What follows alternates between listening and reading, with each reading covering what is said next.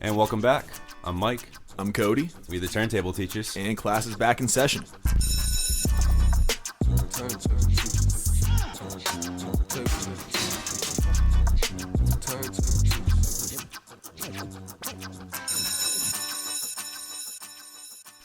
Guest speaker episode number 2 of the year. And we have a very special guest today, Cody. I'm very excited to have this man in here. Honored to have another like mind at the table with us. Oh, for sure. We have Odenz. How you doing, buddy? I'm doing pretty good.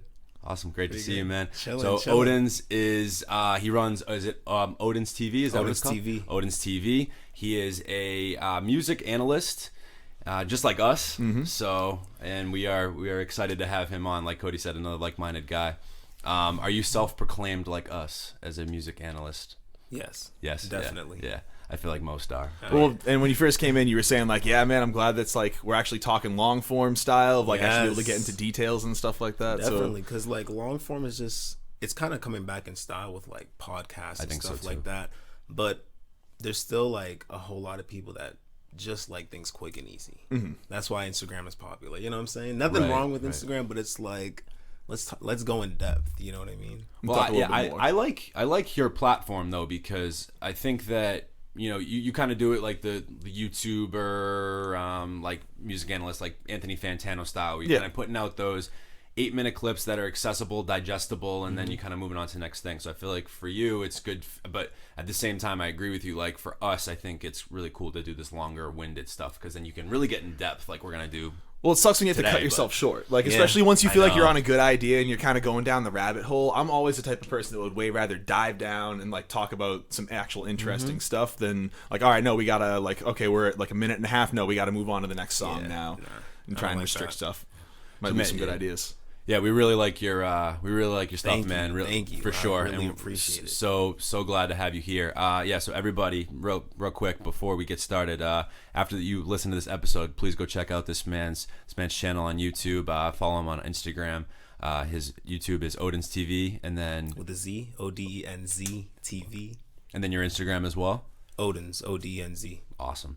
Yeah. So for today's episode, all right, we got Odenz on the show talking a little Kendrick Lamar, an artist that you and I, Cody, haven't really gotten a huge chance to talk about. When we were just mentioning that on our last episode that we just dropped earlier today or yesterday as we're recording this, where we were saying like things that we were looking forward to in the next year, and we were both hoping that Kendrick would release something. So it's kind of nice now that it's like we've been itching to talk about him. He hasn't given us anything to talk about, so now we finally actually have something that we're going to be able to like grab onto. Yes. Like he drops every 3 years? Well, yeah, I think because the last time was 2017. Damn. So 2020 has to be his year. And Top Dog is already pushing Reason right now. That's like one of their newer artists. So I think Kendrick might be next, or it might be Isaiah Rashad. I don't know, but I think a lot of TDE's dropping this year for sure. I saw 2 posts today, actually. I saw a post for Reason's new song with Boogie and Ab-Soul. Phenomenal. Okay, I haven't gotten a chance to listen Pano's to it. been sending that around like everywhere. Well, he sent it to us, but I didn't have time to listen to it earlier before because I was too much into listening to D-Smoke, who is getting a lot of Kendrick Lamar comparisons as well. And then Kendrick today, Have you heard D-Smoke? No, but I know he won that. What was the show? Rhythm it was like and Flow, a game show. Rhythm and Flow on Netflix. Yeah. So I would consider it like American Idol, but for rap. And a little bit more, like main, a little more hands-on too. They actually like go out and places. You don't think it was like a little convenient though that it was like what, what's his name? Sir's brother. Isn't that who it is? It is. Yeah. So that's like kind of like it is. It is kind of crazy. Like it's crazy. First I was like, oh wow, what a coincidence. But then at the same time, I'm sure that had a little bit of pull on like getting him to be one of the people on the show. Well, we were just talking about this earlier because when I watched the first episode of that, I wanted to look up all the people I really liked off the first episode, like on Instagram, or like see if they had music out now. And I looked at D-Smoke. And he didn't have any music. He didn't have any music. Not a single song. Not a song. And then he dropped an album right after. And then he dropped like that little EP. Go High, like right after the show. And then he just dropped the album. Yep. And actually, as we're speaking, the new blog that I wrote on D-Smoke, go check him out. Obviously, he used to be a teacher. He used to be so crazy. He used to be a Spanish teacher and a music theory teacher. Oh.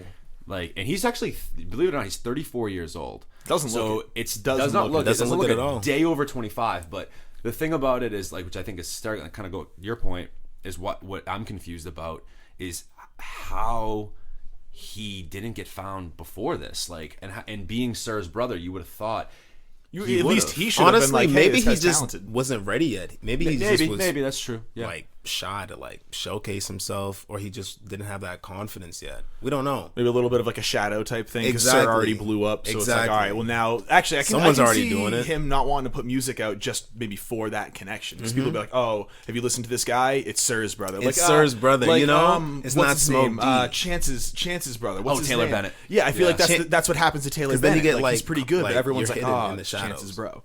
Precisely. Yeah, and I think, well, it's funny because that song "Fly," the single off of D Smoke's album, that's also, I just found this out as I was writing the blog post, or when I was planning for it. Apparently, that's another one of the brothers, and he was phenomenal. That's on crazy. that verse. I loved that verse on that. And song. another one too. I don't know if this is true or not, but Baby Keem, I guess he's like related to Kendrick Lamar in some way.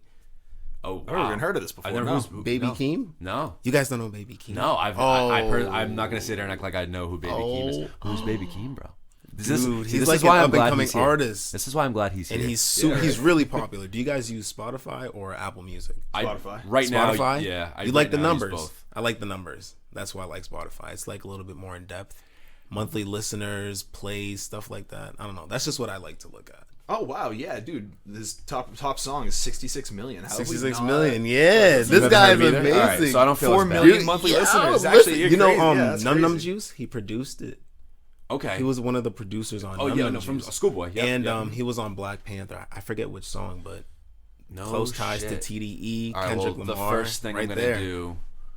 You know what? Yeah, the first thing I'm gonna do after this is listen to Baby Keem. Yes. Although he didn't know my number 1 album either. Yeah, I did. Caraveo. Yeah, I would have. It's like a little exchange going on. Grant, exactly, which is great. This is what the purpose of this is. Yes. We'll say this though, Caraveo doesn't sound as big as, or at least numbers wise, as Baby Keem. So how many? What are the numbers for that guy? He has a lot more than you might think too. I think it's in the 600,000s on Instagram.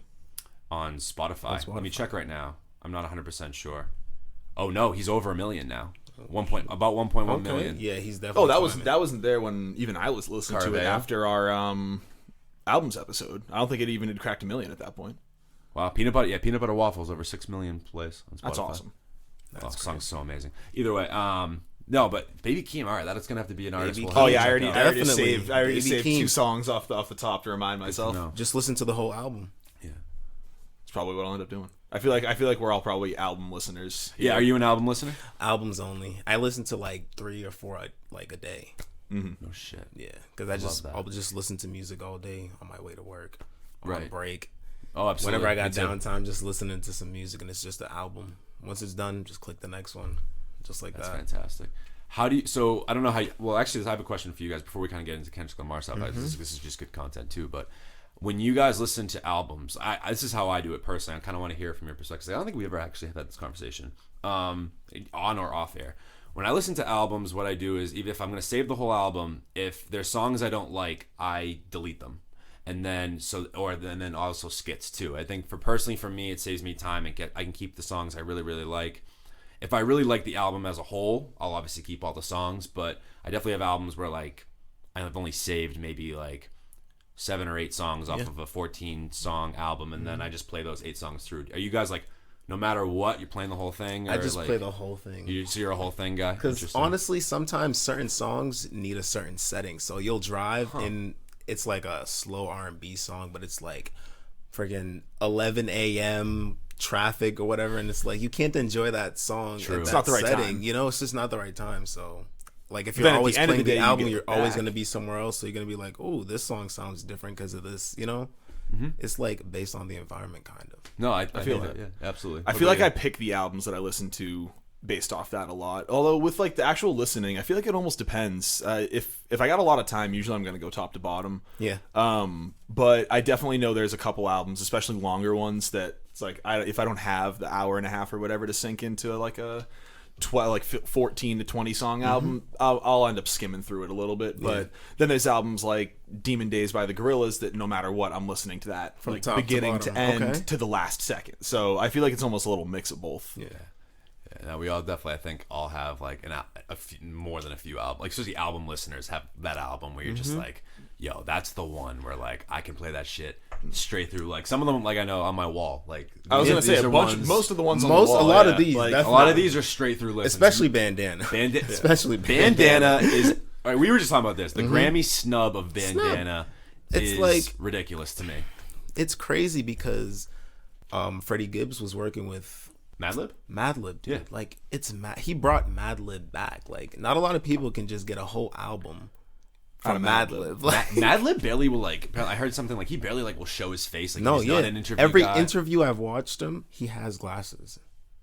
He has shades on, and I'm like, dude, just take the shades off. Like you're hiding. Just be a person, please. You know, it's we crazy. love your stuff, Madlib. We want. Yeah, dude, I totally agree with you. We had this conversation on our Grammys episode with Pano. Like 100%. I remember it because I was saying, like, I mean, you agreed with me that there is, I think, no reasonable way that Bandana shouldn't have at least been nominated. It's crazy. Give it a nomination. I think at least a nomination. Like the cohesive start to finish so kind of the way it just flows, and then the way those two work together. Oh like, my gosh, isn't it man. just like hand in hand? It's gold every time. It's literally perfect. It's oh my god. I can't even believe it. It's like a perfect rap album. It really is. The lyrics are there. The story's there. The production is there. The beats are everything. Like the flows. It's unbelievable, man. And I've always that man's talented. Well, I've always been both of them. I've always been a Freddie Gibbs fan, but I've never been like over the moon about Freddie Gibbs. Like I said, every project he's dropped, I've thought is solid. Even before Pinata. Well, I think it was in the middle of Pinata. He dropped an album. I think it was in 2018. Excuse me. And I can't remember the name of it now off the top of my head. Oh, it was Freddie. That album, Freddie, he dropped. Yeah, Freddie, it was like all Yes. bangers. And like so, Freddie, and then even before that, when he dropped the what was the one before that? Before Pinata, he was like really dark. It was like a shadow of his face. Shadow of a Doubt. Does that sound right? Sounds right. And that was before even the Madlib days. And that album for me, I really enjoyed. Like I go back to that track listing, and I actually like a lot of the songs there. But I was never like hyping Freddie like fully that. riding like the hype train until this album came out. Well, yeah, and even Pinata, I liked Pinata, but I was Pinata not was really good. Not over the moon about it for some reason. I don't know what it hit with Bandana. It sounds like you too, Odenz, but like I didn't. This album is what did it for me. Me too. Because me too. Like also in terms of his career, he made like a good business move too. He signed to Keep Cool, which is signed to RCA, so it was like perfect timing. Madlib on production. Perfect business deals in terms of like contractual agreements, all that stuff right at the perfect time. That's why that album like stood out too, because he was just able to reach a lot of people as well. Yeah, and the sound was like I feel like you don't polished. get to talk about the rollout of albums very often and Not get at to like, all. commend it. Actually, if anything, I feel like we usually end up like shitting on the rollouts of Yeah, albums, exactly. especially with dudes like Exactly. Kanye, like always like, oh, it's coming out Exactly. later. It's coming out, and it never drops. And then it's it like, drops, all and he's right. like, oh wait, that's not the real version. Yeah. Well, that was what Life of Pablo, right, where he released it, and it was like, oh wait, here's the actual like real versions, and then re-released it. So it's kind of nice to actually have someone making like legitimate, like smart, thought out business moves before they're releasing a good album. Yeah. And even just I think where Freddie was at in his life, It was tough. Well, yeah, I mean he's just getting out of jail. I mean I think he wrote. I think he Didn't he say he wrote a lot of this album? I think he said like almost 80% of it. Yeah, and he said that he remembered all the beats that Madlib had sent him. So while he was in jail, he remembered all the beats, and he was writing to everything. That's That crazy. is what he remembered all the beats. All right, all right. Like you said, obviously they're both talented. I think when you said both that's like talented, virtuoso level, honestly. Yeah, that's dude. nuts. Absolutely. When you That's said artistry right there. Like, oh, it absolutely is. When you just said they're both talented, I think when you said that he's talented, I think you meant Madlib, but then you put it into Freddie in that category as well. And that's just literally proof that like this man was able to remember. That's nuts. That's got to be insane, insane to me. And even just the cover art of it, like that's why I had to get the vinyl, dude, because I love just like what is that Winnie the Pooh looking motherfucker on the zebra, dude, like overlooking like all these fires like over Hollywood, dude. It's great. You know what's funny? I didn't realize about it. The broken pinata in the bottom right corner. Yeah. Did you notice that? Well, and the zebra Really thing is subtle. like a theme too. I mean, that was obviously in the cover of Pinata too. Yeah, it's like the edges of it. I think it just represents like his lifestyle, just the drugs and being the kingpin type of lifestyle. That's what the zebra represents. Like overlooking just like the chaos of life and like being almost out of control. Like it looks out of control. Yeah, you know what I mean. But anyway, no, it's so good to meet album listeners and talk to album listeners, and because especially now, I feel like the streaming age is almost kind of not put it to an end, but everyone a lot of people think, why am I going to listen to an album when I can listen to my favorite song from 10 different albums on my I hear that argument. I do. Yeah, I definitely and I have those moments in my life. For sure. I just do. We all do. I mean, everyone's got I'm not a strict I have a million listener. playlists on my Spotify account. Everybody kind of falls into that at some point. Oh, for sure. But I feel like streaming's made it a lot easier. So I don't know. It's nice. It's nice actually getting to talk to other people who still appreciate, because I mean that's what the artists did in the first place. Like if they put the thought into it, the sequence was something they thought about, and trying to make songs lead into each other is something they thought about. So I feel like I'm almost doing them a disservice not listening to it top to bottom. True.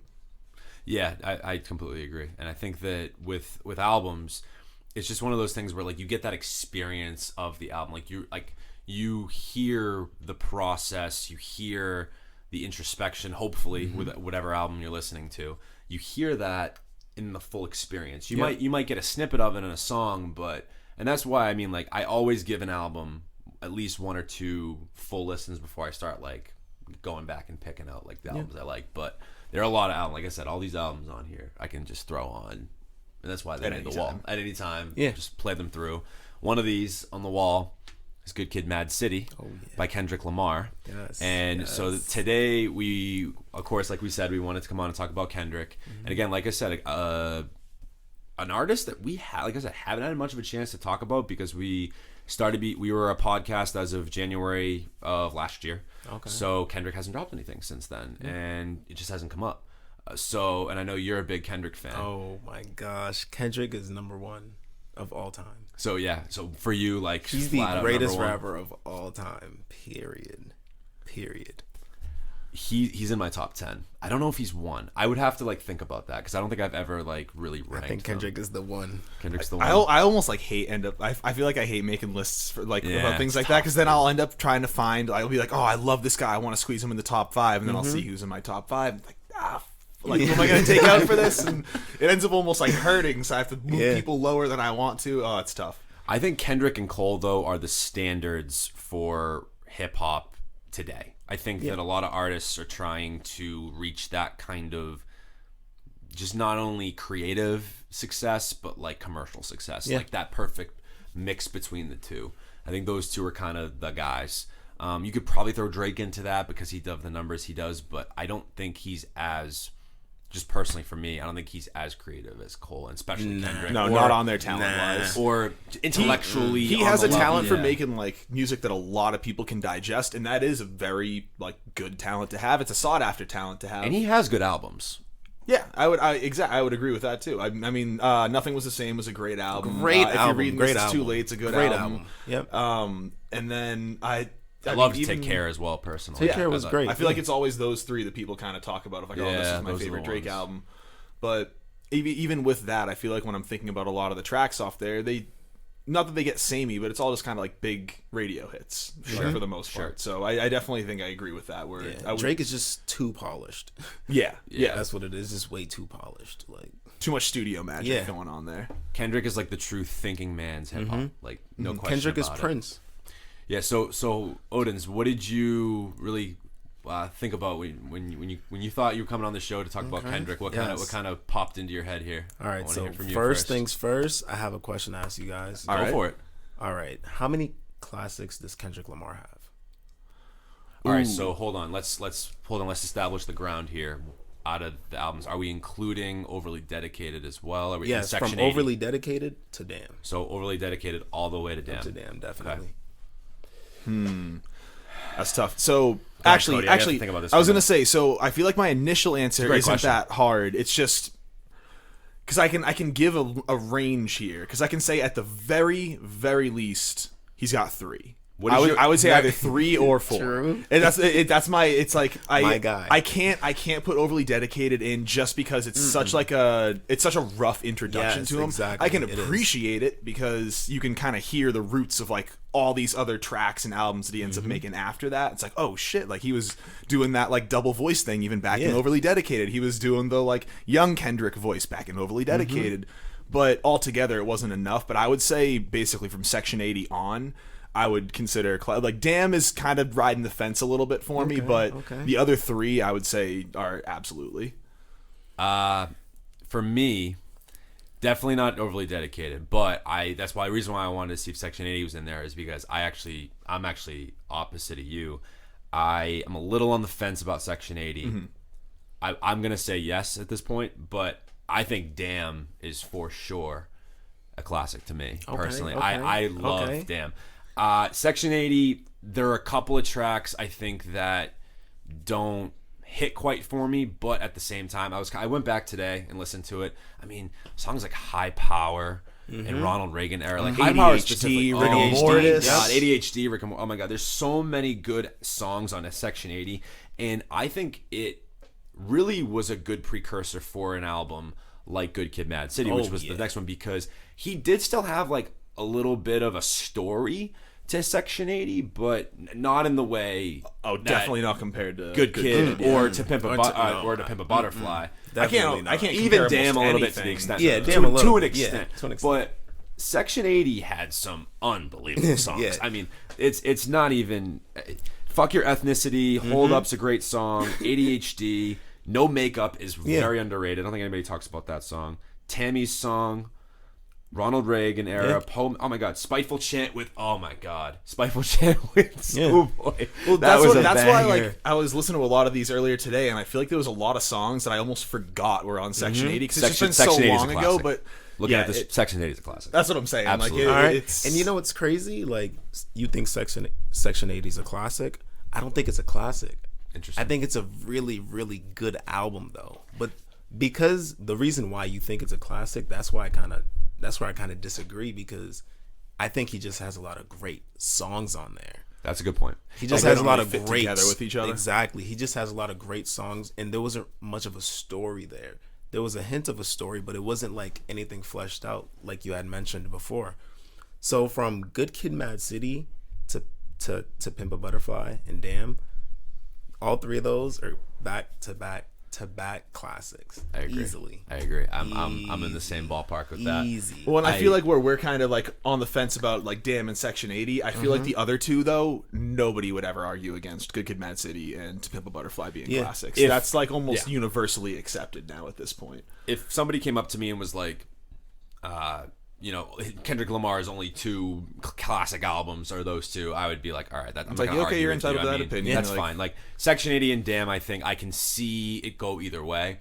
I think what it comes down to, and I think Tapano and I we all talked about this a little bit on one of our last episodes, is kind of what is your bar for what a classic is, like, or a perfect album or a perfect anything. Because when you look at, like, something that was making me upset was watching the dunk contest after right, because everything is a fucking 50. Like, so then someone will do like a dunk we've seen before, and everyone's like putting their hands on their head, and I'm like, dude, someone did that last year. It taints what a 50 is for me. Like, you know what I'm saying? Because then, like, you it just all gets subjective. Then, and if nothing can be over 50, then it's just not. And that's why I kind of like, and Pano has brought up this example, and I actually, now thinking about it more and more, completely agree with it. Like Dave Portnoy with the pizza review things, right? Yeah, Barstool pizza reviews. Have you seen those? So he's El Prez, right? And he never gives out. He basically just reviews pizza all the time. I don't know how this dude's not $1 million, but either way, he's a mass guy. He's from like Swampscott, I want to say. I'm honestly not sure. I can't remember. But either way, he's the founder of Barstool, and he does pizza reviews. It's literally his job. So good shit. Anyway. That's besides the point, but he like rarely gives anything out in like the 9s. So he's always does like his ratings on pizza is a number, point, another number. So like, for example, like he says like 7.1 is just like really good pizza. That's like the standard for. He's never given a 10, or no, he's given 1 10. and he's given like a He, handful rarely of gives nines. something in the nines, like 9 point. If you get in the 8s, you're like, oh shit, like that's pretty good fucking pizza. Yeah, and I know some of the best. And so, you just came from Stacci's, right? So they have this. Man. I have to show you this. This is hysterical. So they have a 1Bite app, okay, and you can get ratings. I'm gonna show you right now. It's pretty fucking hysterical. You can get ratings. They should do this for albums. An app where people like rate at like. Or an app well, actually, yeah. Is that a thing? Rate Your Music, yeah, Rate Your Music. That website, but at the same time, Rate Your Music is known to be very hive-mindy, and like basically once like one major music reviewer gives a good review of an album, all of a sudden it's just like 10 on Rate Your Music, like immediately after. Okay. Although I think a lot of people criticize it for basically just being like a Fantano echo chamber, more or less. Which, like, not that there's a bad thing, because the dude obviously knows a lot, knows what he's talking about, but at the same time, his whole thing is, like, you should make your own opinions, this is just mine. Mm-hmm. So I think Rate Your Music usually kind of just follows that trend. Because I'm pretty sure some of the only albums that have, like, high 9 ratings there are ones that Fantano gave, like, a 10. Like, I know Death Grip's Money Store has a very high rating on it. And then, what are the other ones that he gave 10s? Like, Daughters, and then a couple, I think there was one other that he gave a 10. I think it was Kanye West and Kid Cudi. Yeah. Kids See Ghosts. That's right. Ghost, yeah. He gave that a 10? Yeah, he gave it a 10.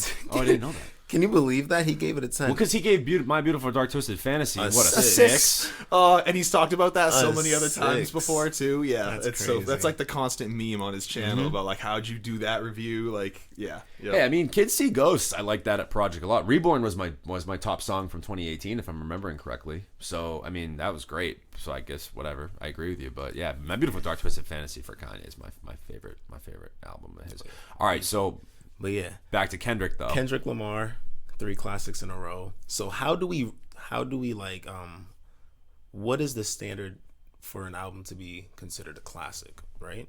So for Good Kid, Mad City, when we look at the album, it's lyrics are there, stories there, production's there, the features are there, the numbers are there, everything was there. That is a great hip hop and rap album.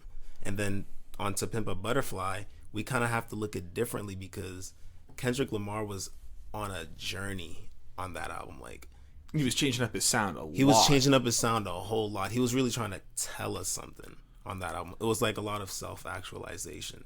It got really jazzy. Jazzy. Well, no, so that's Thundercat had a lot to do with that. An influence. Thundercat definitely did have a lot to do with that. It's definitely an influence. But I think, with jazz, I think jazz is a very, for me, like, a very emotional. It is.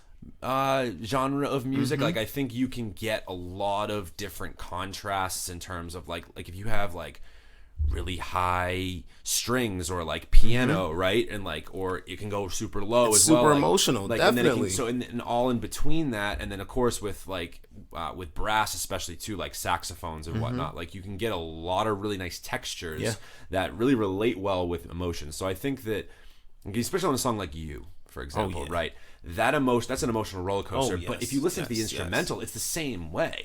You know what I mean? It's kind of unorthodox and it's kind of like over frantic. The place. Frantic would be a great word for it. Like, absolutely. It is all over the place, and it kind of just like pulls your emotions like from side to side. That's just what I get when I hear that song.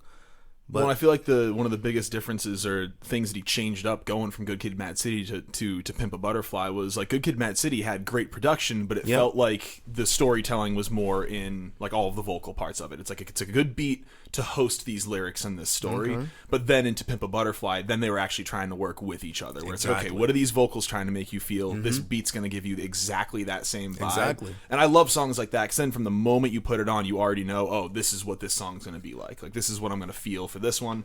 And I don't know, it goes back to what I always say. It's the thought that goes into a song. It's not like someone just sent you a beat and you're like, oh, I kind of like this. You write some random shit, and then you just go in and you're just like, all right, this is like, you got like your phone in front of you and you're like rapping in the booth. Like, this is not one of those albums at all. Like, it's all so well thought out. Yeah, it's well thought out. And that's the thing with Kendrick. He's like intentional.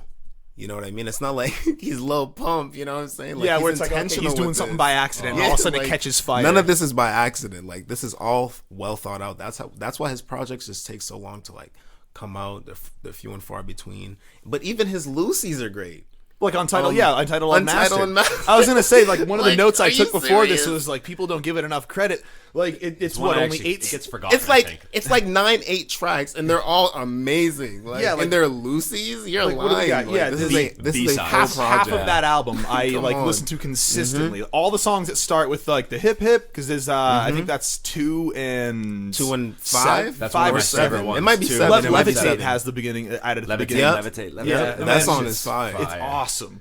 Wasn't the other one the Get God on the Phone? Like That all song those songs are that great. song is so. I think that's Untitled 3. It's dude, honestly, Whatever it is, it's on the project. And it's actually, amazing, so dude. what the issue we're having right now is the reason why people don't like that album. And I think either Tank or Pano, or maybe even both of them, agreed on this. A couple of our buddies, that the reason they don't go and listen to it is because they don't know what fucking songs they're like trying to go back and listen to. So they got to go there, like tap through all. Is it this one? Is it this one? No, it's not this one. And then they start doing go into the middle of the song, like, oh shit, it's this one. You have to go back to the beginning. So I think that kind of pushes a lot of people away.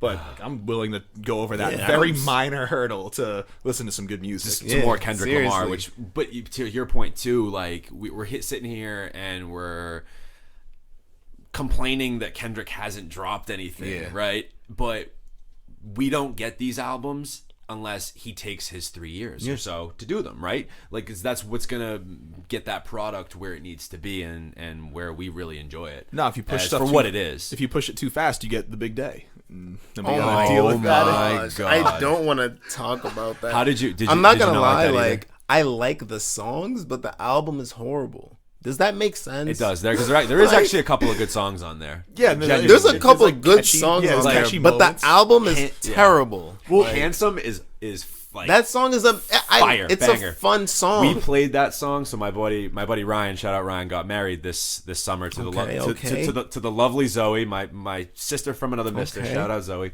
and so we were in the grooms. Like, it was almost like felt like it. I've never been a groomsman before until now. It almost felt like a locker room before a game. Like, you're getting ready, like for the big Everyone up. So I was trying to hype everybody up. And we just kept saying, "Right, you look so handsome today. You look so." I was like, "Yo, I gotta." And that album that just dropped, I was like, and then obviously the song dropped, and "Baby, you look good, you look handsome." By the second part of the chorus, bro, we're all rapping it to each other. Like, it's a fun song. Oh like, my god, if you had recorded it, dude, like it would have really felt fun. like a hype up. Like right before like a basketball or football game, like a team ready to go out. Yeah. Like, See, I feel get like shit my done. thing with it was great. so many of those songs, and me and Pano had this happen like time and time again. We're at his pool, we're listening to the album, we're like, oh, this song's like good, and then he'll just do like something weird in the middle or end of a song. It's like, dude, Chance, what are you doing? Like, now this like there was almost ruined this song. There was like, I a gotta point skip in the halfway album through. where he was just screaming, and I was like, That "Why was is weird. he yelling right now?" That was a Like, strange choice. Very strange choice. When DaBaby is the best part of a song, that is, and Megan Thee Stallion, nothing against them, Nothing but against it's either like, of them. you're Chance the Rapper. Stop playing. Like, And especially like he still can rap. We just heard it on PTSD. Yeah. like, on that literally G the other Herbo day. song, Yeah. man, that shit is crazy. I put that in the playlist Where the for hell last was week that? or 2 weeks Chance? ago. God damn it! Oh my god, yeah, like that should have been what he did the entire time on. Well, Big hopefully Day. he'll see all the positive response to that song compared to the negative response to the album, and Exactly. Kinda Oh my god. think about that critically. But either way, Crazy. Yes, but anyway, it makes me happy that a guy like Kendrick Lamar takes his time. Yeah. And I think that I'm a quality over quantity guy anyway. Yes, I mean, same. look at Future. How many times has Future dropped 3 albums in a year and they've all been trash? a lot, a few couple times. He's done it a couple times, and he's not I the like only Future, one. but he's done it. A few I know, times. and listen, I like Future's songs. I won't go listen to a Future album, but I like Future songs. Hendrix was great. But he dropped 2 albums that year, remember? And they were the only good song on the other one was Mask Off. Yeah. You feel me? Hendrix was a lot better. I will give you that. I don't remember the name of the other one. I just remember Mask Off. I remember it was a yellow. Future Hendrix. Future Hendrix, what Save Me and Monster were the 3 Yeah. that came out in 2019, right? Yep. Yeah. And then 3 came out in 2018. What was the one 3 from- that came out in 2017? Like What was the one we reviewed last year? Future Hendrix. That was the one that we ended. Oh, I that liked we that reviewed. project. Yeah. Or somewhat. Remember we talked about well, that? we were talking about how I liked like that. what were the tracks we were saying? Like Jumping on a Jet, Temptation. There was a couple. Temptation was there was sick. a couple on there that we were like, oh, these songs are awesome. But yeah, how many songs is this thing? 20 songs, 1 hour, 1 minute. I think that's what our big thing was with that. It was like I didn't want to listen to an hour of Future. Yeah, that's always my point. My problem with that. But either way, no, it's just too redundant. It is. It's too much of the same. But with Kendrick Lamar, you're never getting the same thing. Never. In the same song, you're not getting the same shit half the time. Definitely not. So for me, yeah, I agree. I mean, definitely Good Kid, Mad City, and To Pimp a Butterfly. I think this is the biggest question with these two albums. And it's hard to compare because they're so different. Obviously, Good Kid, Mad City, a lot more rooted in like the G-Funk stuff versus... obviously we said To Pimp a Butterfly much more jazzy and soulful even. Yep. Which album do you like better? Which one is better in your opinion? Which one is... Literally, I was trying to think about this the whole drive up here because it changes literally every single day. I feel like the last time I had this conversation, I was like, no, Pimp a Butterfly. Like definitively like, nah, this is my favorite album of his. I think this is his best album. And then I was driving up here listening to everything over again, and I went through Good Kid, Mad City without skipping a single song. Yeah. So I feel like it's almost just based on the day. I don't even want to necessarily pick one or the other because I feel like my favorite album is Good Kid, Mad City. I think the best album is To Pimp a Butterfly. I don't know if that makes sense. That's a great way to put it. I actually completely agree with that. I agree with you. I'm glad I'm not going crazy. No, because like literally I thought that in the car and I was like, damn, that sounds dumb as hell. Like, I don't know if that makes any sense. No, I do agree with that. I think I agree with you. Same thing. To Pimp a Butterfly is a better album. It's a better album, but I go back to the other one. Well, I mean, yeah, it's on the wall. It's well, yeah. I mean, To Pimp a Butterfly easily could be here too. I mean, To Pimp a Butterfly is one of the best albums I think of that decade. It's not even close. But in terms of hip hop albums too, I think Kendrick maybe had like 2 or 3 of the best from this last decade. Easily, at least in the top 10 or 20. Well, another one in my opinion is right up on the wall too. With 2014. 2014. Oh, that was 2014 is great. Unbelievable. That album's great. Yeah, no, it really is. So in terms of, so we agree that Good Kid, Mad City's the better of or we enjoy Good Kid, Mad City, but To Pimp a Butterfly is better. Yes. As far as tracks on Good Kid, Mad City, I've always wanted to break down Good Kid, Mad City. That's like one of my favorite albums of all time, obviously. What is one of your like favorite tracks if you had to like really pick one from that? I have a really interesting pick, and it kind of comes with an asterisk. Okay. I'm going with Art of Peer Pressure. Oh my! Because mostly because same, bro. Did we do this again? Peer Pressure. Were you gonna say the same thing, Odenz? All right. Go. I know this is your first go around, bro. But he and I do this constantly. All the time. Happens all the time. Crazy, bro, dude. How subtle yet loud. I know that makes. I know it's a complete like dichotomy there. No, it doesn't. You're right. Like the lyrics are just like it's haunting. It's haunting. It's a haunting track. It is. And you would probably, if you weren't listening to it like really closely, you'd probably just hear it and you'd vibe to it a little bit, and it would just be like kind of almost like an interlude, and you'd skip over it.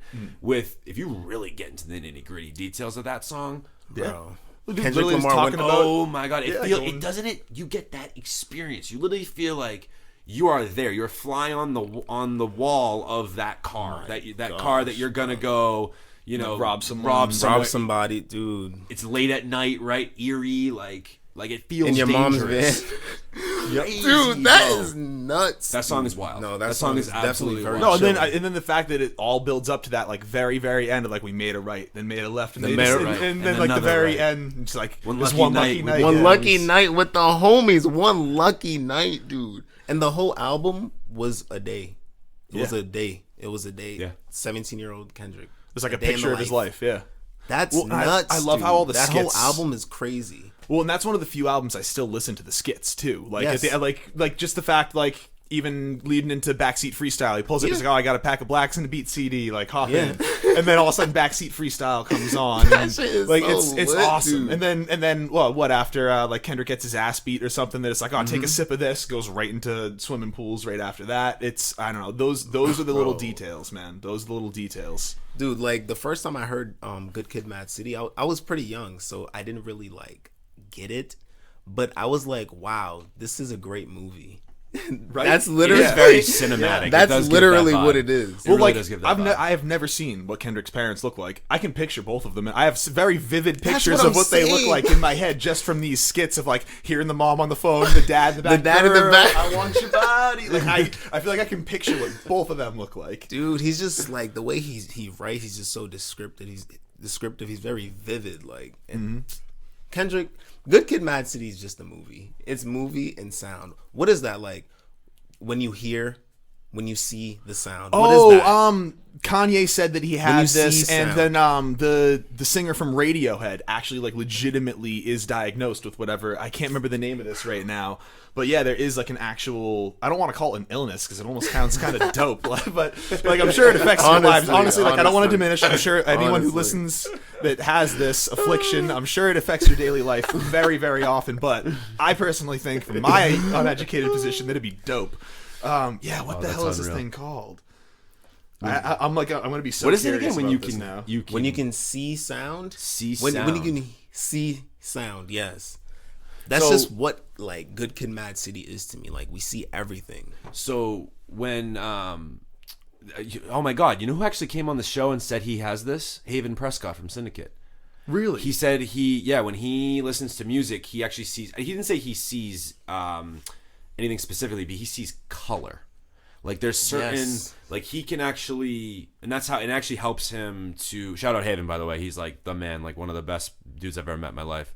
But he says when he like is because he runs a clothing line, and when he's branding and like thinking about designs for his clothes, that's why he listens to music, because it actually helps him to like see color and like focus on like certain color theories and patterns and things like that. Synesthesia or something weird like that. Something I don't know how to pronounce it. Whatever it is, it's cool. Literally like the first video was like the first video. It's interesting. The title of it is "Hearing Colors, Seeing Sounds." I didn't even realize there's a different side to that of hearing colors. So that sounds horrifying. That's what it is. Seeing the sounds. That's why we're so like captivated by Good Kid, Mad City, because we feel like we're in that position. Yeah, like we don't have this disorder, but he basically has given it to us during the course of this album. Honestly. Like I do get this like very blue, like crisp blue feeling when I'm listening to swimming pools. I don't know why. Like I like the color of a swim. I don't know if it's just because it's named swimming pools. I'm not saying I see it or I have this.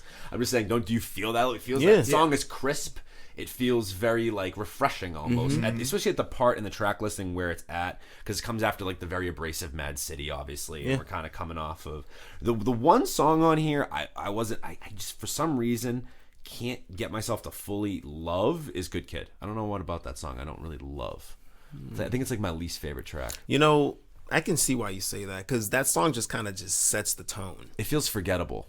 It does feel very forgettable, but it's very important because it like switches the whole tone of the album. Yes, it's like the transition mark. Exactly, I see that point, right, because it's very obviously it's more like Money Trees and Poetic Justice are more embedded in like a softer R&B, smoother sound, like a more sensual kind of vibe going on there. Exactly. Definitely. I feel like the highlight of that song for me is just the like little hook, the like Mass Hallucination, baby. Nah, like it's almost like I feel like it's like a transition. It's a nice hook. It's like a good, really good like what actually like what you were saying. It sets a vibe. It's a really good transition because it kind of gets you into the right mindset, which again is kind of one of those things where it's like maybe it's not a song that we go back to individually, but in the course of that album, it's almost necessary. It's necessary. Fair enough. Oh, it's a great song. I'm just saying it's not. That's not the one you go. But I get it. I definitely get it. If that makes sense. I get it. Yeah, no, there's not a bad track on here. Trust me. I mean, even Shireen, aka Master Splinter's daughter, like that shit. Especially when you see like the Teenage Mutant Ninja Turtles reference, you're just I'm automatically like, yeah, I'm in. I'm good. Like, you know what I'm saying? Like, because I hadn't actually, to be honest with you, I actually had never heard good Section 80. I actually heard Good Kid, Mad City first, and then I heard Section. I went back and heard Section 80. So I don't know if that is different for me in terms, or that would it might be different. It might be. Were you both Section 80? Well, so I started with Overly Dedicated. Oh, so you've been. I was from OG Jump. fan, Yeah, You were. I went back, so I'm not gonna front like I was on certain guys. I'm like, yo, I was on that shit. Like with John Bellion, I was like, yo, translation through speakers, 900 you knew followers. right away. I DM'd him. He DM'd me back. Wow. Never thought he was gonna. I swear to God, I swear on my life, never would have thought. And then all of a sudden, he's this blows up. But either way, it's That like is this. wild. I think we all have our guys who are like, yo, I was onto that shit 1st, but. With Kendrick, I'm not gonna sit here and act like I was on either. Overly Dedicated. Well, with me, and I've admitted this on the show a bunch of times, my music taste was super narrow, like for a very, very long time. I feel like until I basically got to college and finally had other people other than my brother around me, like playing music and making me step outside my comfort zone a bit. So I didn't even really listen to Kendrick like at all until I was chilling with my buddy Tank, and he was listening to Good Kid, Mad City all the time. So that was my first introduction, was listening to that album top to bottom. And I still like vividly remember that night sitting in his backyard, and like it was probably the perfect way to get into Kendrick. So I was gonna say this earlier. I feel like where we were talking about the classics, for me with Section 80, it's almost like a revisionist thing, because now I'm looking back and I'm like, oh, I remember this song. I remember this song. This song was awesome. This song was awesome. But I never really got that full album experience with it because I was going back to it. Rather than like, okay, like Good Kid, Mad City drops, then I'm already into it. And then Pimp a Butterfly drops, and I'm like, all right, I know this guy's good. I want to listen to it again.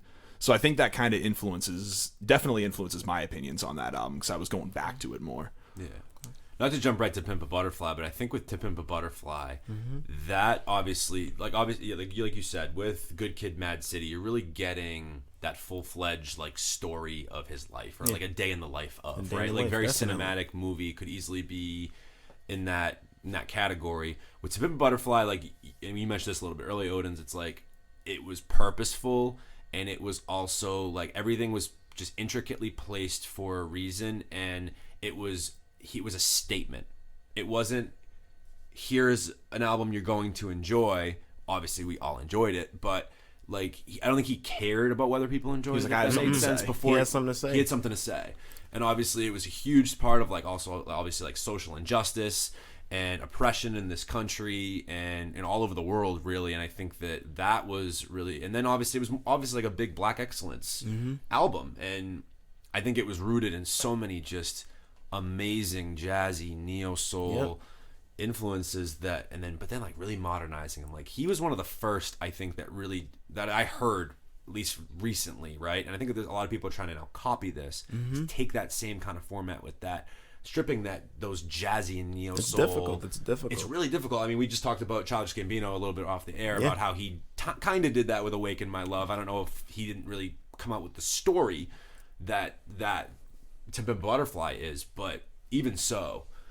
Well, I wonder how much like the prevalence of like lo-fi type hip hop beats, that their popularity now kind of draws from Pimp a Butterfly, showing, hey, you can actually use these sounds well and incorporate them in a song that people are going to like. Yeah. It's not just going to be something that's kind of going in one ear out the other.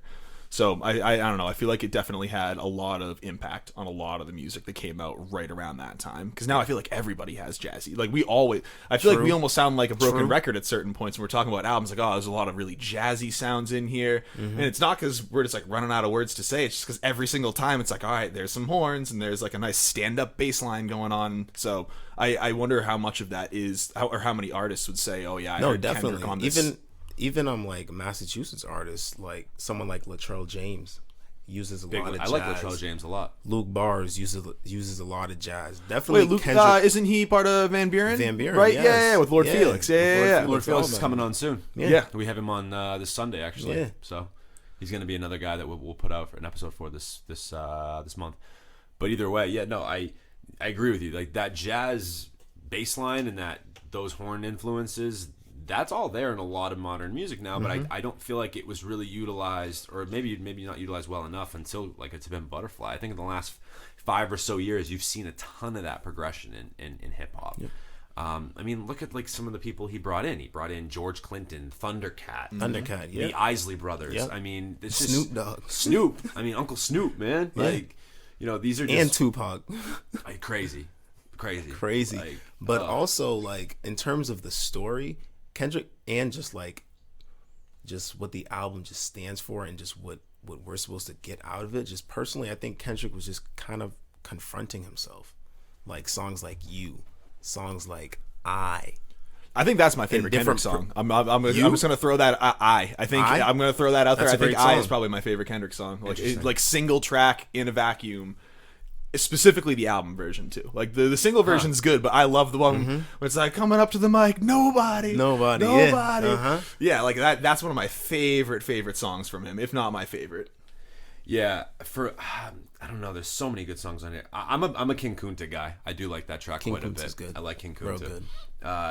And you know what's another track I liked just for the metaphorical aspects of it was These Walls, man. I thought These Walls. Oh my gosh, sick. These Walls is. If these walls could talk. Dude, that sounds great. We were talking about this a little bit earlier with.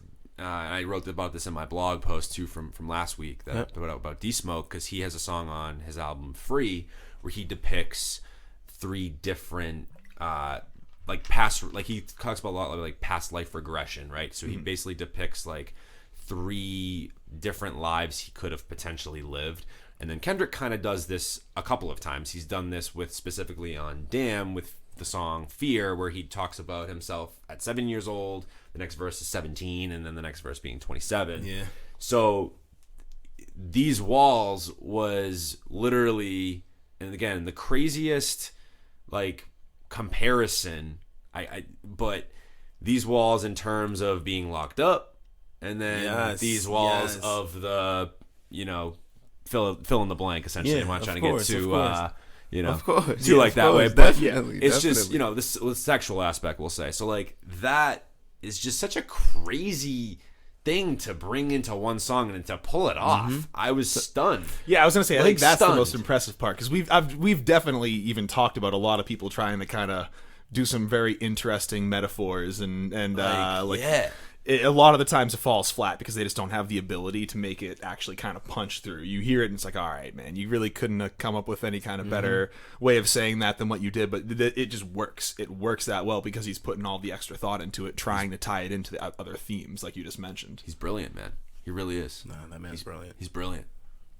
And we haven't even talked about the most recent. Like we've just been talking about like older stuff too. I mean, even though I think that those 2 albums are his best, I feel like Damn still like it had a lot of songs that finally put him back onto, not that it's something that we should be praising too much, but like back onto radio playlists and stuff. Because I heard Humble and DNA probably for the next like year and a half after that album dropped. Loyalty, yeah. How much was Loyalty on the radio? Everywhere. Oh my god, Love, that was another one. Yep. Love's one of my favorites off that one. No, that song's amazing. I love it. That song Zakari's good, but I mean, solo he's kind of underwhelming right now. But I agree with he does very well on hooks, features. He does very well. Yep, but I agree with that. Individually, there's still some work that needs to be done there. There's some growth he needs. Definitely, he has for sure. I think he has to figure out what his sound is. Not to go off on this tangent, but I agree with you with that. Like, I've tried his solo stuff. It doesn't do well for me. I loved him on Sir's project. Yes. He had a great song on that one. And then, obviously, Mood. Oh, my God. That song's a freaking... Yeah. Oh, that was one of my favorites on that album. That was one of my top albums. Gem of a song. I completely agree. To be honest with you, as I look more and like as I've listened through to Damn, there's like, again, not a bad song here. I mean, Lust is another. Like the Lust is great. The Lust Love pairing as well, right? Yep. Like that juxtaposition is, again, another just perfect example of Kendrick. Like the forethought that goes into these kind of things. Exactly. It's not like you just accidentally put these 2 songs together and that they just happen to have themes that go in parallel with each other. Like, no, this is all something that probably was written down on like a scrap piece of paper, who even knows how long ago, into some like random brainstorm idea that's then snowballed into this. And then, like I said a little bit earlier, like the introspective part of a song like Fear. And that track is, I'm looking at it, like I think Love's my most enjoyable. Like, again, kind of going back to the Good Kid, Mad City, a little more enjoyable than Timid Butterfly. I think the best song on here is probably Fear. The most enjoyable one for me, I think, is Love. But Fear, that track is just wild. Yeah. For me, DNA is definitely my most enjoyable track. That's one I listen to the most. That is definitely my favorite track on the whole project. And XXX is like... That song is just amazing, the YouTube feature. That's great. I saw that in the track list. I was like, you got to be kidding me. What? YouTube? amazing. Yeah. Execution was, it works so 100%. It was there. Well, I think it was similar with like a Post Malone, Ozzy Osbourne thing from this past year, where you saw Ozzy Osbourne on the track listing, and you were like, how? I don't know. Yeah, and that one worked. Although I will say, now that it's been flipped and Post featured on the Ozzy album, not good. Not a fan. You know where else it didn't work? Quavo and Madonna definitely did not work. Even Quavo's album, it even just hearing it, you're like, I don't know about that one. I don't know about that. That album was not good. that album was not good. Not at all. Not at all. Not at all. Offset's was half decent though. It was straight. Well, I think I remember us talking about that and saying that we felt like it was kind of like the better of all the solo albums that were getting dropped. For sure, the better of the three. Yeah, man.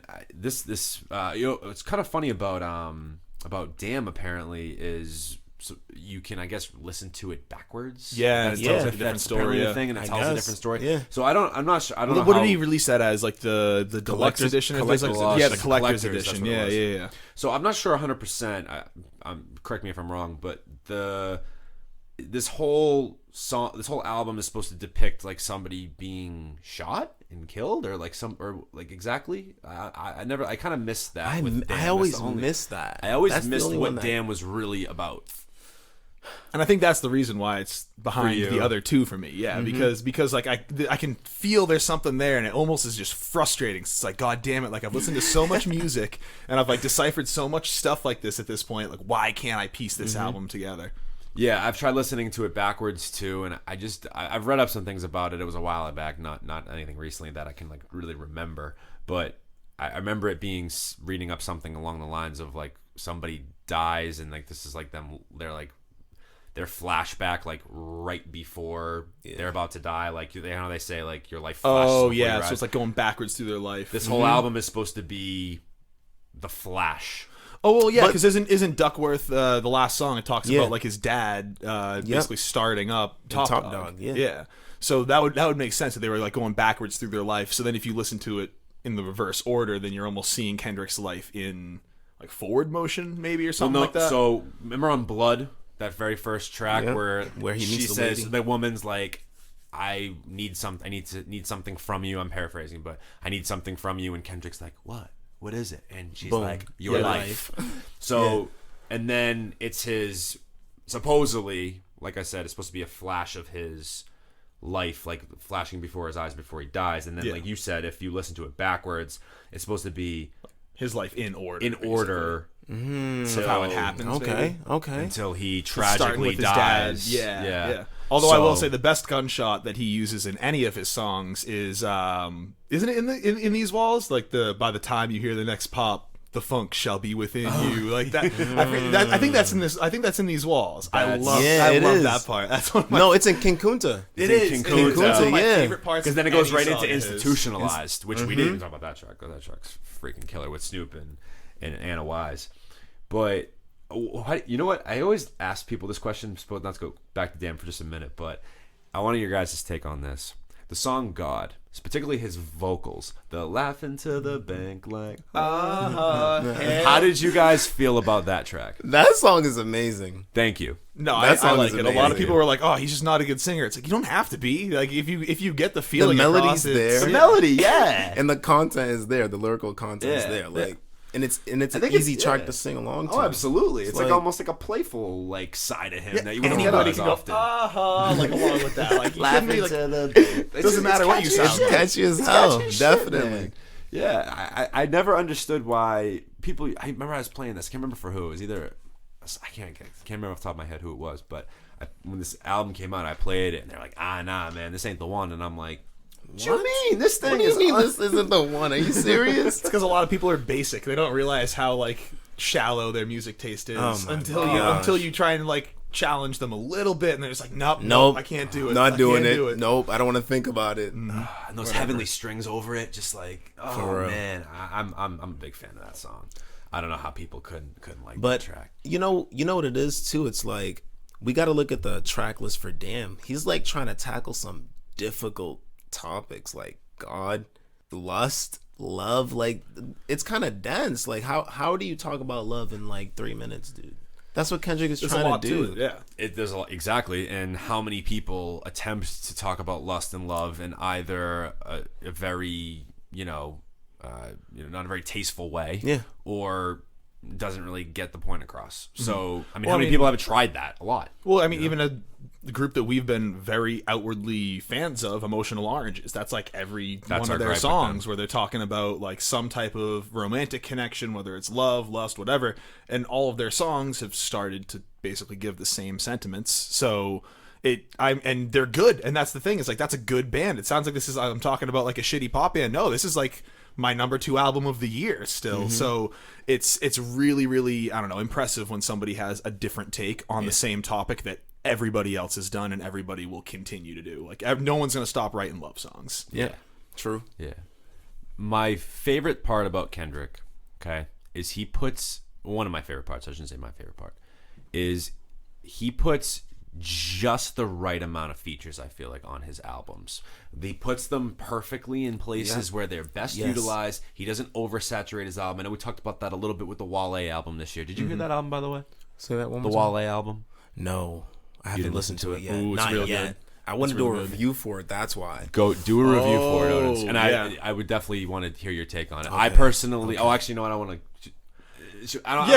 We won't influence you. We won't influence you either way. Yeah, just check it out. But personally, I'll just say this about it. My one gripe with it, and I think you kind of echoed the same, was the fact that it had so many features on it, and it watered it down just a tad. Sonically, it was still incredible. But I feel like with features, be a classic, like you were saying, I think to put it in that, it's not a classic. No. While that's crazy, it's not a classic. I'm just gonna throw that out there. Yeah, I wouldn't say it's a classic. Like it might have classic songs, but I don't think it top to bottom would be. Yeah, no, because like Damn has 14 tracks, and 7 has and Kendrick has 7 of those tracks all to himself. Damn, he has 14, right? And there's only 3 features: Rihanna, Zakari, and U2. All right, there you go. So it even bolsters your argument even more there. And then Good Kid was J-Rock, which was one of his. I think that was maybe one of the best. Yeah, features. I think the best feature on that whole album. Oh my god, easily Kendrick album. I hope the Lord forgive. Oh my god, that whole verse is great. Drake, MC8, Anna Wise, and Dr. Dre. So there's 5 features on Good Kid, Mad City. Now, Pimp a Butterfly is a little bit different because I think a lot of those were instrumental parts, but even still with that, background I think vocaling, it's only 6 features on a 16-track album. 16, so it's still, come on, he's doing more than half the album. Exactly. Rhapsody, Ronald Isley, James Fauntleroy, Thundercat, Anna Wise, Bilal, and George Clinton, and Snoop Dogg. So a little bit more. So it just goes to show you, a lot of those features on the same song too. Yeah, that's very true. And it just goes to show you that Kendrick takes on majority of the album, and the people that he's bringing along, they're not people that's going to kind of like compromise his sound. They're there to assist his vision. Yeah, they wouldn't be there unless he thought while writing it, like, this would sound good with Snoop on it. This would sound good with Thundercat given the bass line. Exactly. And I'm pretty sure Thundercat has a lot of, I think he has a lot of production he does. Credits on like basically the rest of that album. I think he actually, didn't he help produce the whole thing? I think he helped produce every single song, which makes a lot of sense by the sound of it. Thundercat's awesome. I think I was just talking to you about his appearance on The Cave the other day. Dude, like slamming 4 yerbas in a row and going in and going crazy. He was lit. Oh my god, I think the episode starts with him going, "Yeah, I'm gonna have another one." Cracks it and slams one. There's like a little count at the bottom, like 2 yerbas in. I think Kenny Beats is like, "Dude, you're gonna die." Like, crazy. He has production credits, according to Wikipedia. He has production credits on 3 tracks. 3? Wesley's Theory, which he plays bass on too. Hood Politics. Okay. And Complexion with Rhapsody. Those are the 3. So Complexion is the one that they don't list him on a feature. So that's one that he just and Hood did Politics, production. they don't list him either. Really? Yeah, they don't. The only one he's listed on is Wesley's Theory. No shit. As a feature, yeah. As a feature, yeah. Yeah. Yeah, no, you're right. Yeah. For some reason, I always thought there was another. Oh, and These Walls. He's on the. I actually didn't even realize. Oh my god, you're right. Yep. Sorry. Until reading it literally right now. Yep. So he's on Thundercat on These Walls. Yep. I apologize. You know who's on this a lot too is Soundwave, and he's the guy that gave. I know. I'm sorry. I keep going back to D Smoke. I'm like loving him though. A lot of people are. He was the one that did the song with him on that. Oh, when they did with the producer, I actually forgot that was Soundwave. That was Soundwave, yeah, because he's part of TDE, which again kind of bolsters back to your argument about was it kind of staged because it just so happens that he's Sir's brother, and he just so happens that they get TDE, like TDE Soundwave on. But again, that's a different story. I don't want to. It is what it is. Exactly. Well, a lot of that, a lot of reality TV is just kind of for the show. Like what I remember the moment for me, I forget if I was watching like either American Idol or The Voice or something, and at a certain point you just realize it's all B-roll, when the judges are like turned into each other with their mouths open, and then you see like the person standing up in the audience clapping, like that was all pre-recorded before they even started bringing these people out onto the stage. Like they're not going to run the risk of having someone go out there and they don't have exactly the right crowd reaction they wanted to put out there. Exactly. So I feel like even though it's a Netflix show, it's still going to be liable to the same type of stuff. Yeah. Yeah, seriously. But Good Kid, Mad City, To Pimp a Butterfly, and Damn, classic albums. And I also like the way they connect, because on Good Kid, Mad City, Kendrick Lamar kind of, on the second half of Mad City, where he starts talking about if he, like, that he killed somebody, pretty much. Yep. Mm-hmm. And then he transfers that over on, he confronts himself on To Pimp a Butterfly, on Blacker the Berry, because that album came out during the time. Who got shot during that time? The black kid, the police officer. Trayvon Martin. Trayvon Martin. Yeah. And then he talked about that. And then I feel like on Damn, even when you look at the album cover, he looks like he's depressed. Yeah. Like it's all finally worn him It's down. it's like on To Pimp a Butterfly, he was like this. He was just like on this spiritual journey, how much a dollar cost. Like he was like looking at himself, being very introspective. He was like a higher version of himself. Mm-hmm. And then on Damn, he like comes back to earth and he's like, shit. Like part of that might almost be like, well, I just went through this whole change phase, or like changed myself, but then nothing else changed around me or whatever. Changed. So then he's just kind of right back down. Like, okay, what was the point? And that's kind of what that face almost says to me. It was like, oh, okay, what was the point? Like, damn, like, honestly, it's like, I don't know, just the way Kendrick just connects everything together. It's like no one else, to me personally, in rap history has been able to do it like this at that level consistently, back to back to back. I just don't know anyone else who dropped 3 classics except for Kanye. I was gonna say Kanye is the only other except person. For Kanye. Yeah, he points right at me. He almost like saw I like sat up. Like, oh wait. Except for Kanye, but Kanye is also a producer, so he can do that on the production end and lyrically. But he can make his sound as cohesive as he wants it to be. Exactly. So to kind of piggyback off your theory a little bit, and sort of what I think to be the sort of concept of Damn, it does make sense in that if Damn is really the end of that, we'll call it maybe like a trilogy, let's say, that for Kendrick to kind of get the karma and die in Damn, right? Mm-hmm. Doesn't that, true, yeah. if he killed somebody in Good Kid, Mad City, he's going through the whole thing, the whole part about it into Pimp Butterfly. That's a good point. I didn't even thought dies about that. in Damn. I mean, that would really... That's like the price he paid. Who knows? Sure. And that's the connection between all 3 of those albums. And we could be completely off. And that's the best part about music. I know, though. that's the thing. Exactly. But it is what I was about to say. The beautiful part about this is we have the evidence to like literally back it up. Like we have legitimate songs. Like this is what I tell my students all the time. I teach English, right? I don't know if I told you this, and like one of the big things one of the big skills I teach is like, yo, like prove it to me. Yeah. Don't tell me, show me. That's what I tell them when they're writing papers. I'm like, yo, tell me show me where you see this in this source you're using. Make or me in see the text, it through your eyes, basically. Yeah, right. And then tell me your thoughts or what you can connect or what you take, what thematic element you potentially take from this. How does that piece of text evidence connect to your theory or your argument or your thesis or whatever? Mm-hmm. So, I mean, we're literally doing just that with Kendrick Lamar. Not to make it like super educational, but hey, it is what it is. It is what it is. We're on brand. This is what I like, yeah. But either way, man, like it's so. That's what the great part about music. I think that's why for us, well, all of us really, I think we can connect to that because you kind of start to put these little pieces puzzle together, and you can have your own really theory or thoughts about a specific album or string of albums or artists or whatever, and you're not wrong if you can back it up. Yeah. And I feel like music is one of the few art forms where that's actually encouraged. Where like a lot of like so many artists will use metaphors for the reason that now their song doesn't have one specific purpose, so you can interpret that however you want to. Exactly. And I feel like like just to compare it to like other mediums, like in movies, there's an ending to the movie. Like at a certain point, like most, I want to say like 90% of movies will wrap up at some point where everyone leaves the theater or whatever and goes, okay, I know how that ended. I know what to feel.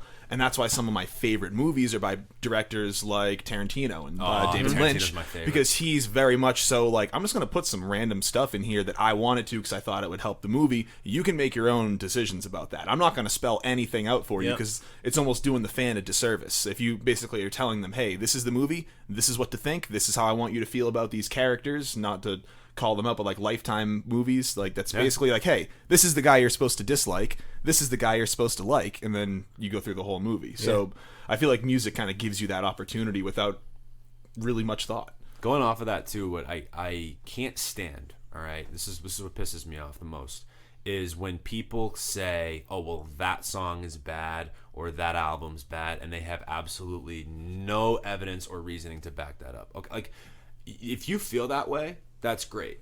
I want to know about it. Tell me like something happened. Why? Like how this album hurt like you. that. Like tell me why. Yeah. Like why don't you like this specific artist, or why don't you like? And again, this is all up to interpretation, all subjective. Like our opinions on music, it's not necessarily quote unquote right or wrong. It's just our opinions. But if you're able to analyze the art in a way that it's meant to be, dissected and digested, then you should have a legitimate reason for why you don't like something, or like something really at the end of the day, right? I mean, so especially when it comes to music, because I hate when certain artists get bashed for, oh well, like I don't like them, or well, why don't you like them, and they can't really think of any reason why. You know what I mean? Oh, I just hear them all over the place. Okay. I don't know why that would necessarily make you like dislike a radio station for like blowing this song up too much. Right. So I think like Tyler the Creator is a guy, for example, that gets a lot of flack like that. Oh, like, definitely. Especially now. People will discount him. Oh, because Igor's not rap. It isn't.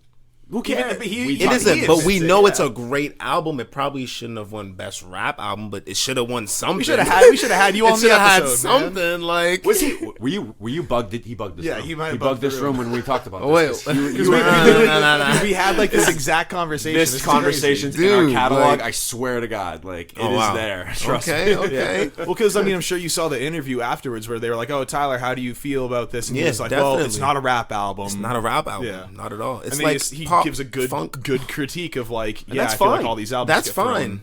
It shouldn't have won Best Rap not album, rap. It should not have been a but rap it album. definitely deserved to win something for sure. And it deserved to be nominated for Best Album of the Year. Exactly. Yes. Exactly. Are you kidding me? Come on.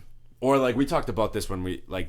I can't remember what episode it was now, but it was one of our more recent ones. But like, I think it was when we were talking about, it was our top albums of the year when we were talking about Igor. I think that's how this all got brought up. Yeah. That's when we had. Because we talked about it a little bit on the Grammys episode, the preview episode that we did, but we didn't really discuss it a ton until then. Yeah, we wanted to like get through all the categories. All the categories, but yeah, we literally said that the fact that it's listed as like a contemporary, or excuse me, urban. Like, yeah, that's contemporary. What does that mean? What does that mean? Urban. Well, the only album I can think of in memory that also got nominated for that was the Carters, like the year before. They nominated the Carters for Urban Contemporary. It's like that Urban Contemporary? You're going to say that these two albums sound anything like each other, that they were in the same category? That's literally saying, like, this is what it makes me mad about things like the Grammys and like the Academy. It's like, here are all the great black albums this year. It's like, are you fucking kidding me? Well, I think those categories show more than others how much bias there is. Like, it's crazy. You didn't listen to the album, clearly. Yeah. Like other categories, you like can sort of maybe like bend over backwards and see their reasoning for their nominations and stuff. But then it's especially once you get down to like the lower kind of fringe categories too. It's like, okay, this is just an absolute sham. Also, it's like it's outdated. Like, how old are these people? I don't know. For you to think that Tyler the Creator is a rapper now. He is the most non-stereotypical black quote-unquote rapper ever. Tyler. Like, he breaks every stereotype you could ever. I mean, like, it's crazy. So, I don't know. I don't understand it. Goes from making shock rap to a concept album. It's crazy. Two concept albums. And just him as a person, like, he's quirky, he's nerdy, he likes anime. He doesn't really. He's not talking about drinking and doing drugs. And, not anymore. Anyways. And cars. Yeah. Well, Yeah, but thankfully, but he wasn't talking about it in the way that other rappers were. Like these, he was almost overboarding Yeah. it, where it's like everyone else is like, "Oh, this is wicked cool," and he's just like he's talking about like popping 1.5 million pill. Like he blows it so far overboard, where it's like, all right, he's just joking around. But he literally claimed he's like, I never even did any of that shit. He's like, I barely smoke weed. He's like, I barely drink. Like I don't do any of that. Didn't he say that he's already weird enough? Like he almost like couldn't do drugs. That he would just make him like people wouldn't be able to handle him anymore. Yeah. It's wild, man. But yeah, no, it's why I can't stand that part of it, of like, if it's bad, that's great. Tell me why. Or it's good, that's awesome. Tell me why. I think that's why I feel like that's one of the reasons why Fantano got as big as he is now, because even though people don't agree with his opinions, like we just did a second ago about my Beautiful Dark Twisted Fantasy. Even within that he's review, come back on that, hasn't he? He has said that his critiques of it still stand, but I think that he said that his like rating might be a little bit different. But he, at this point, honestly, he's like gonna refuse to ever re-review that album, because that would just cause, no matter what he does, it would cause an uproar. That album's a near 10.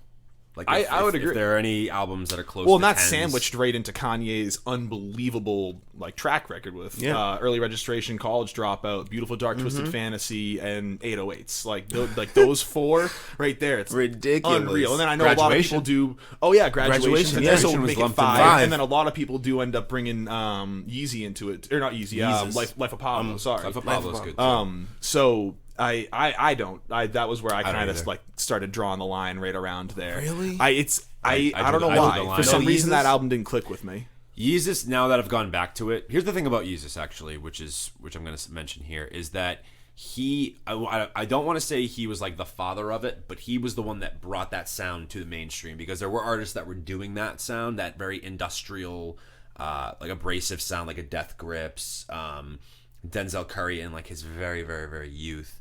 But Yeezus was one of those albums that like was very influential.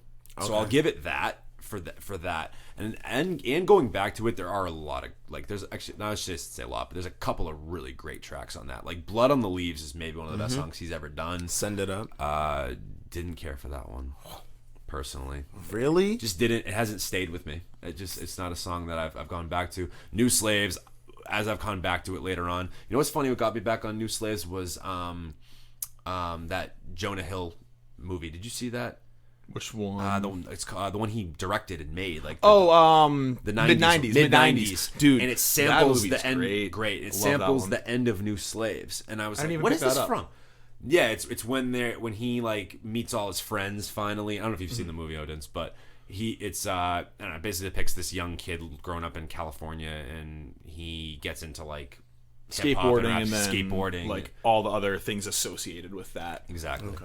But there's a part in that or scene in that movie where he's riding on the skateboards with all his friends, and in the background is the very last half or last part of New Slaves, and I love that part of that song. It's just obviously it's just angelic and just kind of like this triumphant, like feel good thing.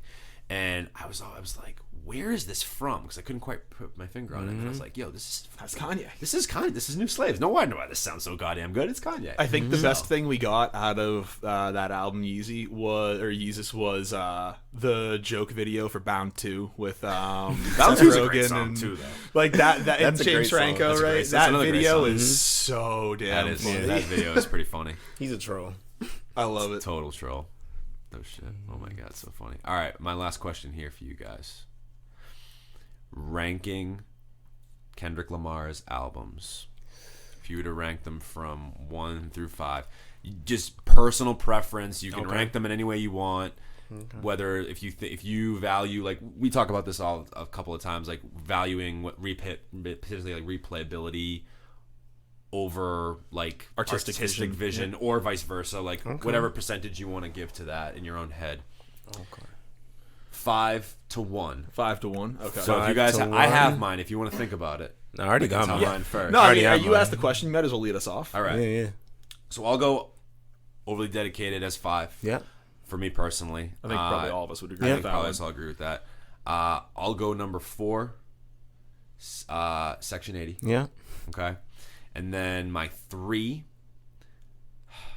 this is just the painful things, ways to do this, but my number 3, To Pimp a Butterfly. Wow. I wasn't expecting that. I was not expecting that at all. Not at all. 2, Damn. 1, Good Kid, Mad City. My reasoning. Okay? To Pimp a Butterfly, better album. I listen to Damn more, and I think, and I don't know. So the replayability. The replayability thing has been, like, I can't really tell you the last true time I've gone back to Pimp a Butterfly. And trust me, I love the jazzy stuff. And again, I love that album. Like, if I'm in the mood for it, I'll go listen to Pimp a Butterfly. But I don't ever go toward, like, individual songs from To Pimp a Butterfly. I find myself going back to Damn, crawling back to it, listening to a string of 3 or 4 tracks from Damn, or going to listen to the whole thing. When I go to, I want to listen to Kendrick Lamar today, I'm finding myself going more towards those 2 albums. Okay. And it's just more off enjoyability. Like, if we're ranking these differently, no question, I think, for me, To Pimp a Butterfly is the best album of the 5. But when you're on enjoyability for you. For mine personally, and again, like, it pains me to put To Pimp a Butterfly there. But, yeah. That's my take on this. Wow, that's my 5. That's not what I see. I was so ready to be like, all right, that makes my job easy, and I was gonna say I had like the same list as you in the same order. So I'm assuming that we'll probably end up having basically the same list then. What do you have? So I mean, we all agreed that Overly Dedicated for number 5, Section 80 for number 4, definitely. and then for me it would go Damn, Pimp a Butterfly, Good Kid, Mad City. 3, 2, 1. So then yours is different. So then yours is flipped. Honestly, I love that. We all I'm glad he's here. But before yours, I'm glad he's here because he's giving this third man in the room here is giving us a little bit. He's not driving a wedge, but he's actually bringing out some of these differences. I feel like Sam was telling me this the other day. One of our other marketing guys, shout out Sam. He's like, you guys just agree way too much. True.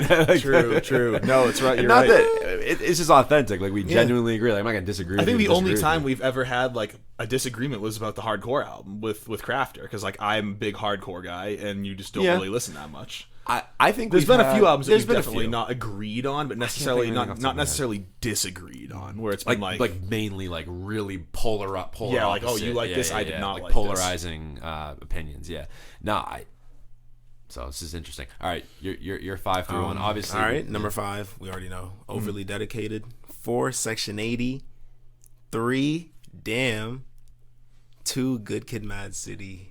Number 1, To Pimp a Butterfly. I think we can hear this like I think they're all like a point away. Like if you were to give point 5. If you were going on like a scale or whatever, I'd be like, yeah, like Good Kid, Mad City's a 9.9 and To Pimp a Butterfly or a 10 To Pimp a Butterfly. I'm just throwing out numbers. For example, like Damn is 9.7 and To Pimp a Butterfly is 9.6. Like that's how close, that's how close they are for me personally. No, I agree. Like, I would say that Pimp a Butterfly and Good Kid, Mad City are closer for me, but then like it's not like Damn is multiple strides behind them or anything like that. It's literally right there. Mm-hmm. It is. No, I completely agree, man. I think that Kendrick is like, to have 3 classic albums that you're fighting over, like you you feel like shit. I felt like shit given to Pimp a Butterfly, the bronze there. Like it pained me. Because it should be gold anytime. Oh yeah, of course. No, but I get that though, the replayability, and that's why people gravitate towards Damn and Humble and Love. Oh, Humble got like this the accessible songs, but he still has that depth to go along with it, and that like musical complexity, and the production and the lyrics to go along with that. So I love the video for Humble too. Especially that part where they had the camera on like the track and it's like moving around. He's following it every time. See, I thought that was just like some kind of camera trick or something. It was my buddy Dalton. Shout out Dalton from the hardcore band we were just mentioning. And he was the one who was like, no, slow the video down. You can tell it's an actual camera because when it stops, you can see like the minor lens wobble from like when it stops. Like, dude, how? Like, this is the kind of thing that only a graphic design photo major is gonna notice. And I'm so glad he pointed it out because they made it so much more impressive. And then later on, he did say in an interview like, no, it was a camera on a track. It was like going around while they were recording. That's crazy. But yeah, so like, where's Kendrick going next? So I heard a rumor. I don't know what the truth is to this, and so this isn't like you heard it here first or whatever, because I have no idea. I heard he's trying like a rock album or a rock That makes me a little worried. I'm not going to lie. My initial reaction to that was a little worried. Just what I heard. I don't know if it's true. I have no idea. I saw that. I don't remember where I saw it or where I heard it, but I did hear that he's potentially trying. There's a rumor out there. Because didn't he had Q2 on? Didn't Cody try doing like a rock album? Oh my God. Speeding Bullet to Heaven, to Hell, whatever. How bad was that? That was a disaster. Mm-hmm. Disaster. So that's why I'm a little worried. Not that I even want to remotely compare these two artists, because it's like definitely Kid Cudi had good songs, but I mean he bounced back after that though. He did crazy. He did. Although I feel like bouncing back, not to diminish again the bounce back, but bouncing back from an album like that, it's like you could even just put out something mediocre and people would be like, all right, good, Cudi's back. Like, true. I mean, same thing happened to M. That's true too, and he acknowledges it himself all the time, which I love. People being able to like kind of self-realize, all right, that was trash. Like, sorry, like that. I think that definitely shows a lot of maturity in an artist if they can admit their own stuff was a little going off track. He's apologized for Revival like I don't know how many times on songs by now. Like it's been a couple of times where he's been like, "Yeah, my bad on that Revival shit. Like I apologize." But a rock album, that's interesting. I just hope that I don't know if that's true, by the way. I don't know. Definitely, but for whatever he decides to do with his next project, I just hope he just takes it in the direction that's very familiar. If he can change up the sound, because from Good Kid, Mad City to Pimp a Butterfly, that was like a complete 180. So if he does another one, back to Damn, and then back to Damn was a different one too, and then whatever direction he decides to go on here, I just hope he just remains intact, just in terms of his artistry.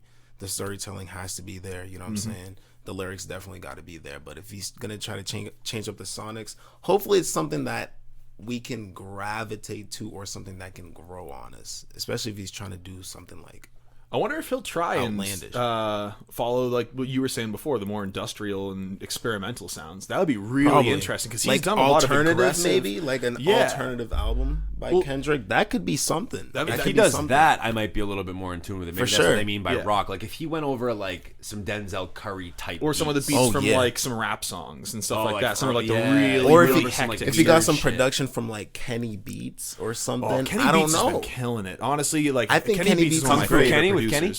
A little. Did we just stumble on something? Did we just stumble on a little Kenny Square? Maybe that's why he's been so quiet, because he doesn't want people to know. Yeah, the Kung Fu Kenny, dude. That'd be sick. I would love that'd be a great marketing ploy too.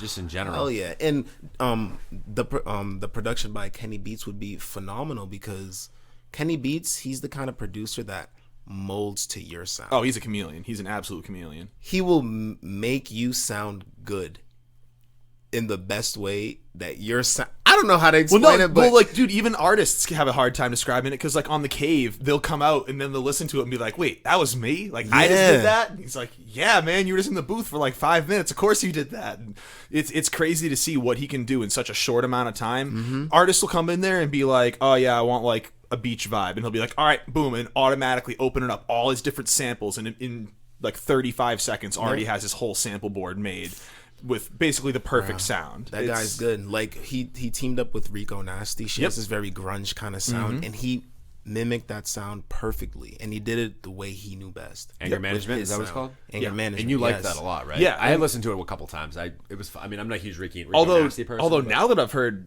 the 100 Gex remix with Rico Nasty and the clip of the song that they have together, like I liked her because she was like really aggressive and it's kind of like in your face, but then I heard her doing some of that type of stuff too. I'm like, oh man, like I really want to hear her do it more. Definitely. And he just released the project with Denzel Curry. Kenny Beats. I love that thing, and with Vince Staples.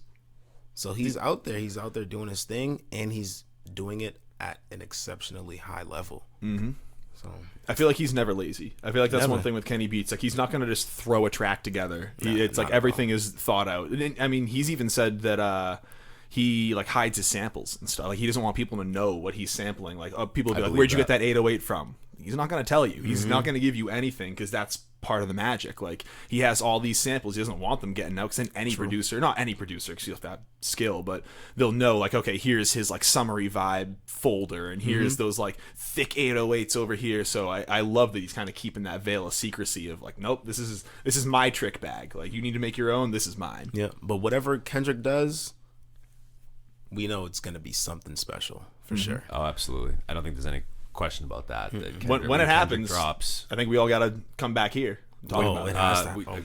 If Kendrick Lamar drops an album this year, well, regardless, you're coming back, Odenz, because but besides the point, this has been amazing. Thank you so much for coming. Seriously, I appreciate you guys for having me. Dude, for real. You will be back, no question. Like recurring guest, no doubt about this. Definitely for it. Yeah, man. I agree though. If Kendrick, regardless of what happens, you'll come back. But if Kendrick drops an album, we're dissecting that thing. We're back from here, top to bottom, and we're back here and we're reviewing that. Damn Definitely thing. In depth, like track by track. Oh man. People, Odenz is killing it out here for the Boston scene, and just killing it for just his reviews.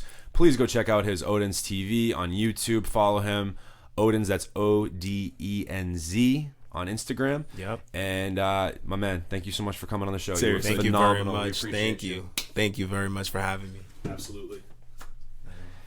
You guys are dope. This is lit. I appreciate it, man. Thank you.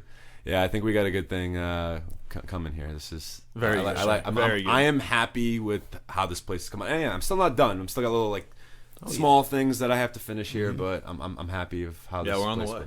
We're on the way. I shouldn't even say we're on the way. Like we were on the way when we were putting microphones in cups. Like this is significantly far down the road on the way. Off air, we'll tell you the story because we've said it way too many times on the show. Oh yeah, we don't want to say the story, but either way. Okay.